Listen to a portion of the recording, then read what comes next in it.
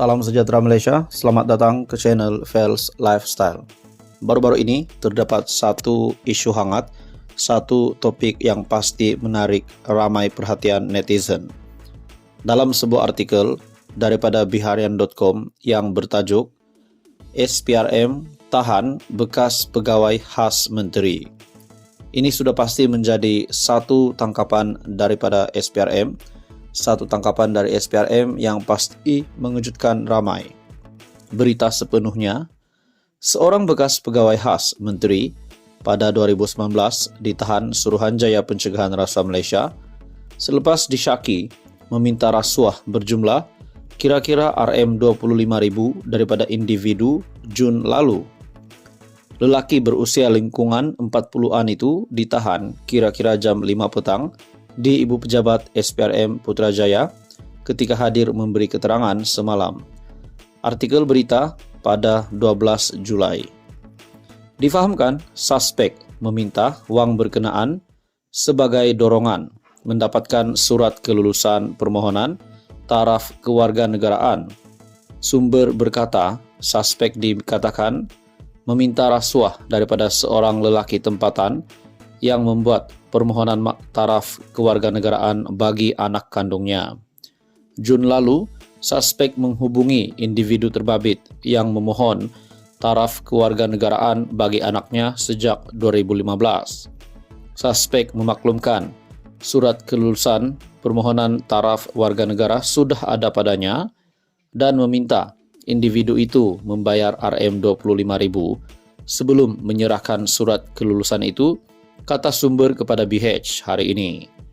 Difahamkan penahanan suspek dibuat hasil pendedahan dan gesaan Perdana Menteri Datuk Seri Anwar Ibrahim yang meminta SPRM menyiasat lanjut kegiatan rasuah dalam kalangan segelintir pegawai di Jabatan Pendaftaran Negara.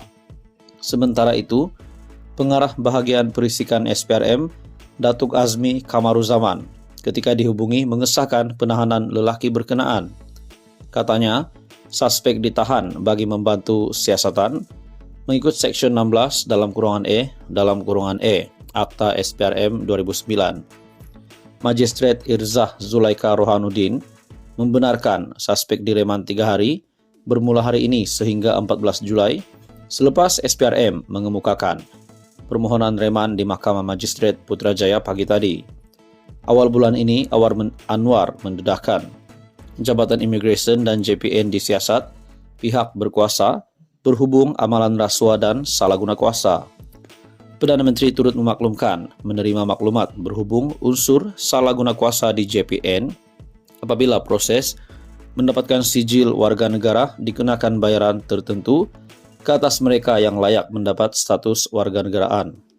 Susulan itu, Menteri Dalam Negeri Datuk Seri Saifuddin Nasution Ismail mendedahkan seorang pegawai JPN dipercayai meminta sejumlah wang bagi kelulusan permohonan warga negara dan maklumat mengenainya diserah kepada SPRM.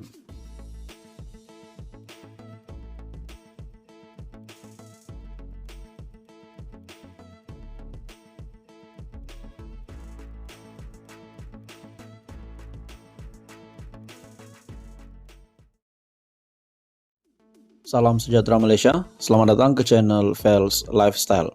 Tuan-tuan dan puan yang dihormati sekalian, sudah pasti bahang pilihan raya negeri yang bakal dilaksanakan pada bulan Ogos ini semakin hangat, di mana setiap parti yang menghantar calon menyediakan jentera parti masing-masing. Terdapat persoalan apa yang bakal berlaku kepada Kerajaan Perpaduan sekiranya terdapat kekalahan di antara 6 buah negeri yang bakal melaksanakan pilihan raya negeri. Dalam sebuah artikel daripada Malaysia Kini, Razlan, Sabah Sarawak berikrar tiada perubahan kerajaan selepas pilihan raya negeri. Ini pasti satu kejutan kepada Mahyadin sebagai pengerusi Perikatan Nasional. Seorang pemimpin kanan UMNO memberitahu parti dari Sabah dan Sarawak yang menyertai kerajaan sekarang sudah memberi jaminan tiada perubahan akan berlaku selepas PRN berlangsung pada pertengahan Ogos. Menurut anggota Majelis Kerja Tertinggi UMNO, Razlan Rafi'i, komitmen tersebut dinyatakan sendiri dua pemimpin utama parti yang berkaitan, yaitu Premier Sarawak Abang Johari Openg dan Ketua Menteri Sabah Haji Jinor.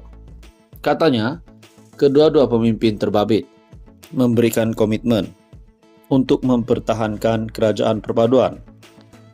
Telah diputuskan tema PRN kali ini ialah perpaduan demi kestabilan dan kemakmuran. Premier Sarawak dan Ketua Menteri Sabah mengatakan tidak akan ada perubahan kerajaan seperti yang didakwa sesetengah pihak walau apapun terjadi. Justru, matematik politik hari ini menunjukkan ia tidak akan membawa kepada berlaku pertukaran kerajaan berdasarkan komitmen diberikan Premier Sarawak dan Ketua Menteri Sabah, katanya kepada Malaysia Kini. Sebelum ini, dalam kempennya menjelang PRN pada 12 Ogos nanti, PN dilihat membawa naratif bahawa akan ada pertukaran kerajaan jika PHBN berjaya ditewaskan di Selangor, Pulau Pinang dan Negeri Sembilan. Malah beberapa pemimpin pembangkang seperti pengurusi PN Selangor, Azmin Ali, memberitahu penyokong mereka kerajaan pimpinan Perdana Menteri Anwar Ibrahim akan jatuh selepas PRN nanti. Razlan yang juga setiausaha politik timbalan Perdana Menteri Ahmad Zahid Hamidi berkata, kepimpinan parti politik dalam kerajaan perpaduan mengutamakan kestabilan dan kemakmuran demi memperjuangkan nasib rakyat. Katanya, mereka tidak lagi mahu melihat rakyat terkesan akibat permainan politik sesetengah pihak yang ingin kembali ke Putrajaya. Jadi saya nasihatkan pemimpin PN, berhentilah membohongi rakyat, kononnya akan ada perubahan kerajaan selepas PRN.